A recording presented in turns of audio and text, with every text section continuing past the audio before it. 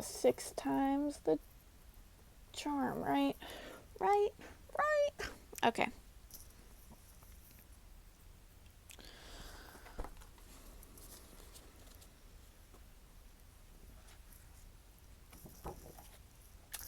My name is Abby Scott, and this is my FYRS research presentation.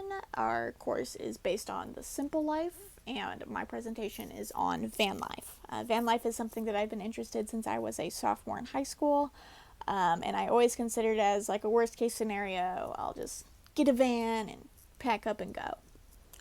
But let's start with what is van life. So van life is the remodeling or refurbishing of old Sprinter vans, or not old Sprinter vans or a Volkswagen microbus, and then living in it for an extended period of time. So van life was popularized in early 2014 on Instagram, believe it or not.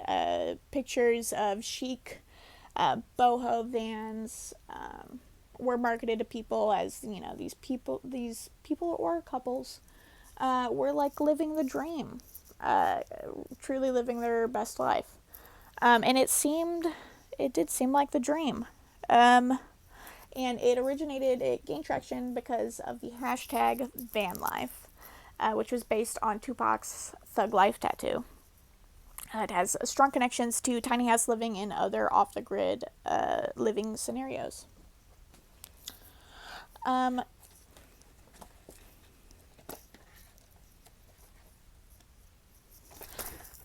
So I came to question why and the motivations people had for turning towards van life, and if those motivations were truly rooted in reality. So for some people, they seeked freedom from their 9-to-5 job. For others, it was a way to return to nature while benefiting the environment. And for others, it was the pivotal solution to living debt-free.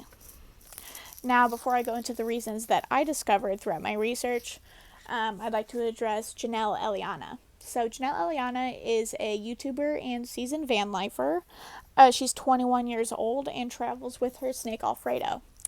Now, Janelle has been doing this for a couple of years, and she stated that her reason was that she wasn't at home a lot due to being working part-time and then also being a student full-time. And so she didn't want to have to pay rent, especially if it wasn't going to be worth it, and especially if rent was going to cost a lot of money, considering high prices of living in places like California. So with this, I came to find three main motivations that people had for turning towards van life. These motivations were the economic freedom, the personal freedom, and the environmental benefits associated with van life. So first, I will address the economic freedom. So this is Janelle's main reason, and also Kevin Iguanas. He was the author of Walden on Wheels, and he used van life as to he used van life when he was in graduate school. He was able to focus his money then on paying off student loans and student debt, while being able to live relatively uncomfortably. But then out of graduate school, he was able to live far more comfortably and living debt-free.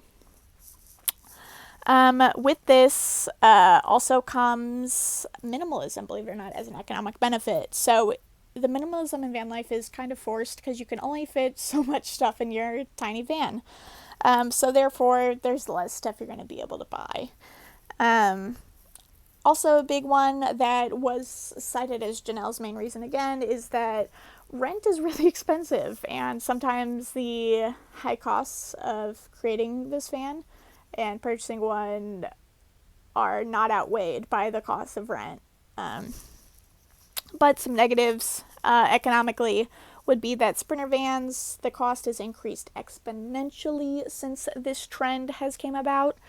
Gas is usually pretty expensive, not necessarily right now. But relying on that, you're relying on gas to increase exponentially. And Insta-worthy vans, I say that loosely, but vans that, depending on how comfortable you want to live in your van, the more it's going to cost. If you want, AC and heat, central air, you're going to have to put in more money. If you want running water, if you want a composting toilet, if you want a shower in there, you're going to have to put in more money. Okay, my next point is environmentalism. So, with environmentalism, the benefits include water usage.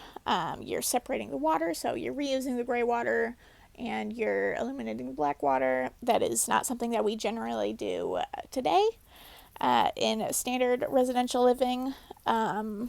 Mindful consumption. So, once again, going back to minimalism, is that you can only fit so much stuff in your van, so you're consuming less. And with that, there's a possibility of less waste.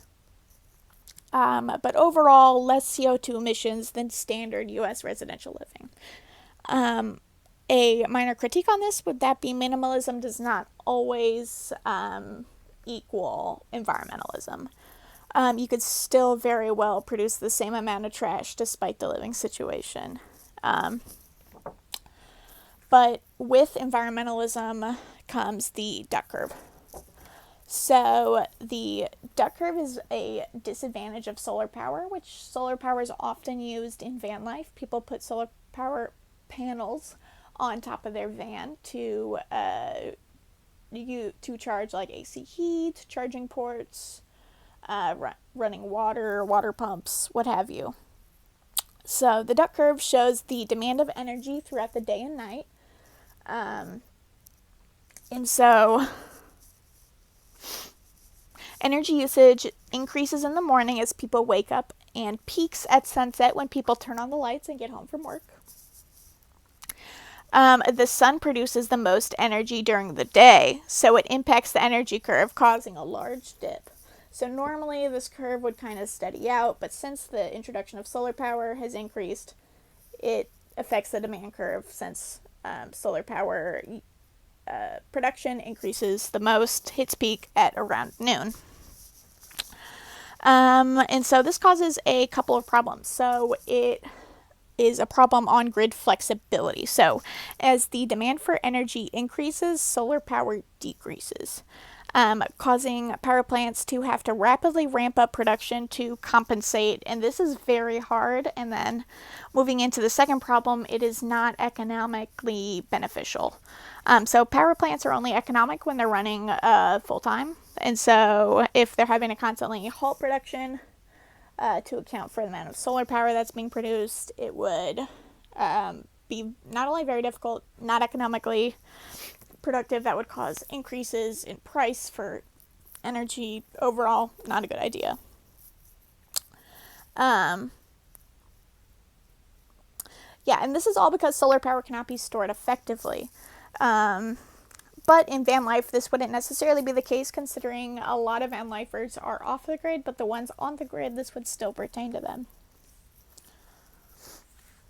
My next point would be that of personal freedom. So van life is marketed as sort of a dream life of being able to quit your 9-to-5 job and pack everything up and travel cross country, explore the world, etc., etc.